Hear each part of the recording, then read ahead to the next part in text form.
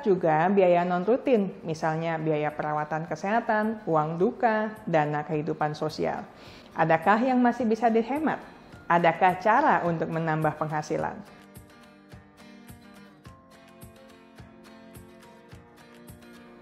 Kita masih membahas sandwich generation, alias generasi roti lapis.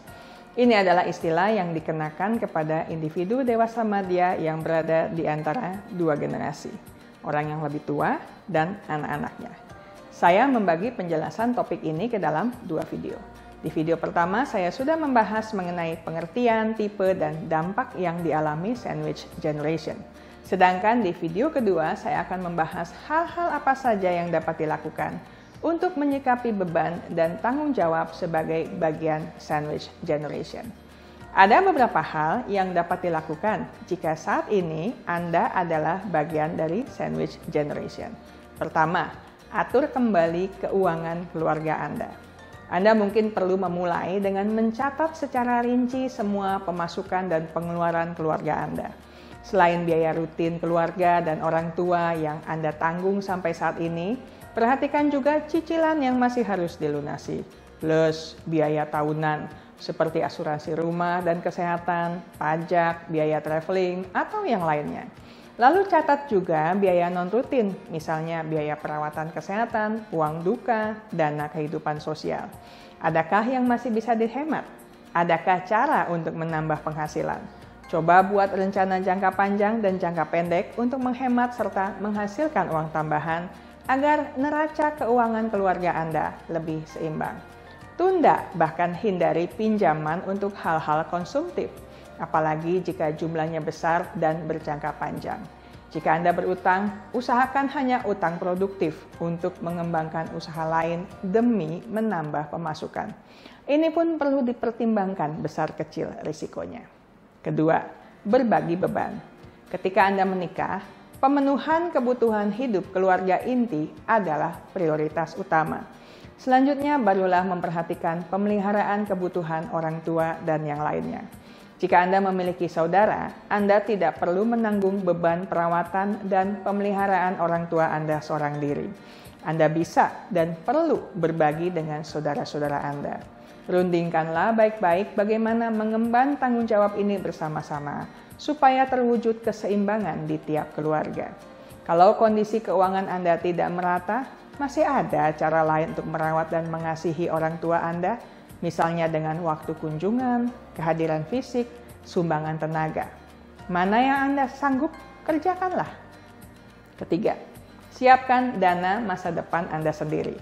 Kalau saat ini Anda merasakan sulitnya menjadi bagian generasi sandwich, artinya Anda perlu melakukan sesuatu hal yang berbeda, supaya kelak anak-anak Anda terhindar dari kesulitan seperti yang Anda alami. Siapkan dana masa depan sejak dini, entah itu dana darurat, dana pensiun, asuransi jiwa, asuransi kesehatan, atau investasi lainnya. Keempat, upayakan self-care. Self-care atau perawatan diri sangat penting untuk tetap dikerjakan dengan seksama agar hidup Anda seimbang dan Anda bisa berfungsi dengan optimal di berbagai ranah hidup Anda. Jadi usahakan makan bergizi, tidur dan bangun teratur, olahraga secukupnya, menjaga kebugaran emosi dengan banyak tertawa dan hidup yang lebih fleksibel, mengerjakan hobi atau kegiatan yang Anda sukai, dan bergaulah dengan orang-orang yang Anda sukai dan yang menyukai Anda.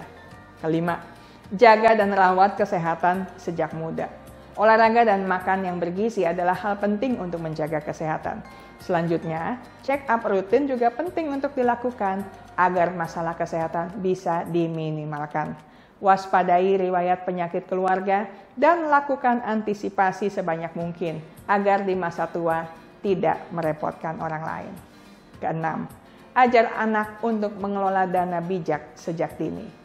Ajar anak tentang pentingnya menabung, menyisihkan, bukan menyisakan uang yang didapatkan. Ajar anak untuk menggunakan uangnya untuk hal-hal prioritas. Dengan kata lain, tolong mereka untuk mengerti apa prioritas hidupnya dan bagaimana memberdayakan kehidupannya. Ajar anak mengenai penggunaan uang, termasuk kapan belanja, kapan berutang, kapan menyimpan, dan kapan berbagi. Anak perlu belajar menjadi makhluk sosial yang berempati kepada sesama, tetapi tetap bijaksana. Anak perlu menghemat, tetapi tidak menjadi makhluk pelit walaupun tajir melintir. Ketujuh, cari pertolongan. Bila mana kondisi Anda kurang stabil dan Anda tidak tahu apa yang harus dilakukan atau harus memulai dari mana, ada baiknya Anda mencari pertolongan profesional untuk menolong Anda memilah masalah dan memilih langkah yang tepat untuk ditindaklanjuti kemudian. Saya selesai sampai di sini. Sampai jumpa lagi minggu mendatang dengan video menarik lainnya. Terima kasih untuk kesetiaan Anda bersama channel Bahas Psikologi. Ingat baik-baik, kesehatan mental Anda sangat berharga. Jagalah, pertahankanlah dengan sekuat tenaga.